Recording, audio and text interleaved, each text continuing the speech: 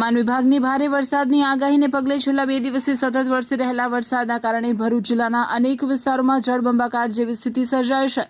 મળતી માહિતી મુજબ સતત વરસાદના કારણે અનેક રસ્તાઓ પાણીમાં ગરકાવ બન્યા છે, જ્યારે નીચાણવાળા વિસ્તારોમાં પાણી ભરાતા સ્થાનિકોને ભારે હાલાકીનો સામનો કરવો પડી રહ્યો છે। કેટલાક લોકોના ઘરોમાં પણ વરસાદી પાણી ઘૂસી જતા મુશ્કેલીઓ વધી છે, તેમજ કેટલાક માર્ગો વાહન વ્યવહાર માટે બંધ કરવાની ફરજ પડી છે। આ જ પ્રકારની સ્થિતિ આજે ભરૂચ તાલુકાના દયાદરા ગામમાં પણ જોવા મળી। સતત વરસી રહેલા વરસાદને કારણે ગામના અનેક વિસ્તારોની ફળિયાઓમાં પાણી ભરાઈ ગયા। વરસાદી પાણીમાં નાના બાળકો રમતા જોવા મળ્યા। ગામમાં પૂરની સંભાવનાને ધ્યાનમાં રાખીને પશુઓને પણ સલામત અને ઊંચાણવાળા વિસ્તારોમાં ખસેડવામાં આવ્યા છે। ગામના સરપંચ જાવેદભાઈ રૂડીએ જણાવ્યું કે જો પાણીનું સ્તર વધુ વધશે તો સ્થાનિકોને ગામની ગુજરાતી શાળામાં સ્થળાંતર કરવામાં આવશે। સતત વરસાદના કારણે ગામનું તળાવ અને નાળા પણ છલકાઈ રહ્યા છે। બીજી તરફ અનેક ખેતરોમાં પાણી ભરાઈ જતા ખેડૂતોના તાજેતરમાં વાવેલા પાકને પણ નુકસાન થવાની ભીતિ વ્યક્ત કરવામાં આવી રહી છે।